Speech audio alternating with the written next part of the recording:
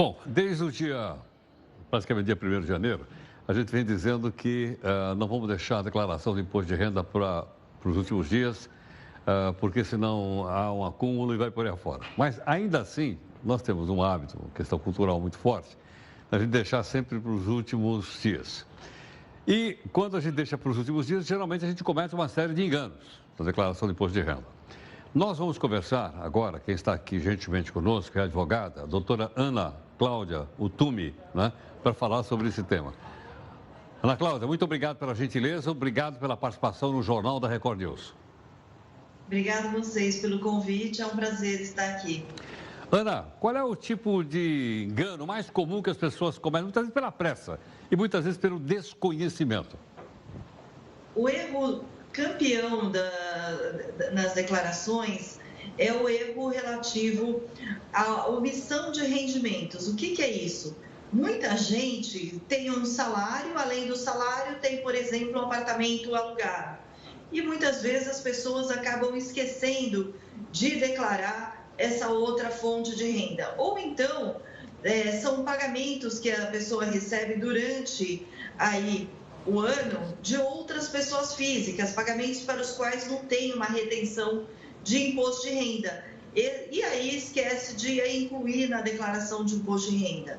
Esse erro, segundo a própria Receita Federal, responde por cerca de 80% dos casos de malha fina. Ou seja, uma boa parte das pessoas que vão para a malha fina porque acabam esquecendo de incluir na sua declaração alguma fonte de renda.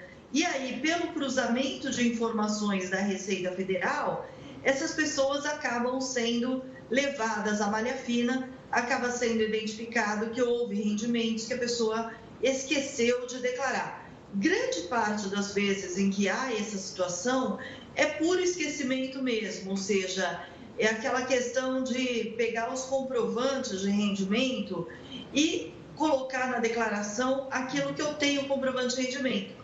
Como essas outras receitas, em geral, são receitas pagas por pessoas físicas que não emitem comprovante de rendimentos umas para as outras, quem recebeu muitas vezes acaba esquecendo de incluir na sua declaração. E o pior, esse equívoco pode ser enquadrado como uma evasão fiscal, ou seja, como uma sonegação, porque eu estou omitindo uma receita tributável. Ana, queria dar um exemplo. Por exemplo, a pessoa tem como rendimento um aluguel que ela recebe. E ela ou esquece ou não declara, né, aquele aluguel que ela recebeu. O rendimento ela deveria colocar na declaração de imposto de renda. Ela não coloca. Agora, vamos dizer assim, a pessoa que alugou, né, declarou que pagou para mim e eu não declarei quem recebeu dela. É aí que eles fazem esse cruzamento ou não? Exatamente. Porque quando eu pago o aluguel para você, eu vou incluir na minha declaração que eu paguei o aluguel para você. Se na sua declaração você não inclui que você recebeu um aluguel, o próprio sistema da Receita Federal vai olhar e vai falar, olha, faltou uma renda aqui. E aí, mas o que é interessante do sistema da Receita Federal? É que eu consigo identificar que eu estou na malha fina antes de eu ser autuado. Então, eu consigo verificar via o acesso ao sistema da Receita Federal que eu estou na malha fina e aí eu posso revisar o que foi a minha declaração.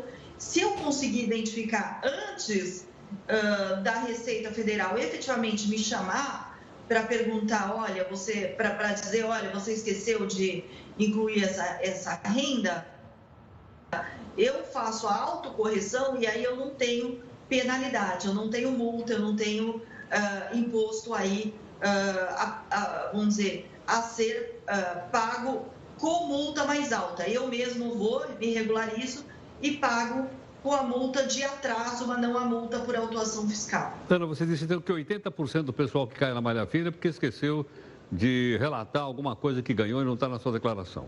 Nesses outros 20%, o que é mais importante? Qual é a outra ação?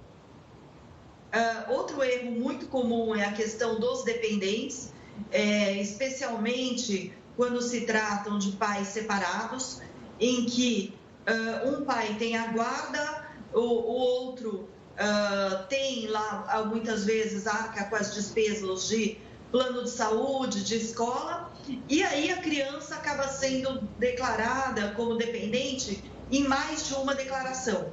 Isso não pode. A criança, por mais que ela esteja morando com um e os gastos sejam suportados pelo outro, ela só pode ser dependente de uma única pessoa. Então, se é eleita a mãe para ser a responsável fiscal, então ela é dependente só da mãe. E se é eleito o pai, ela é dependente só do pai.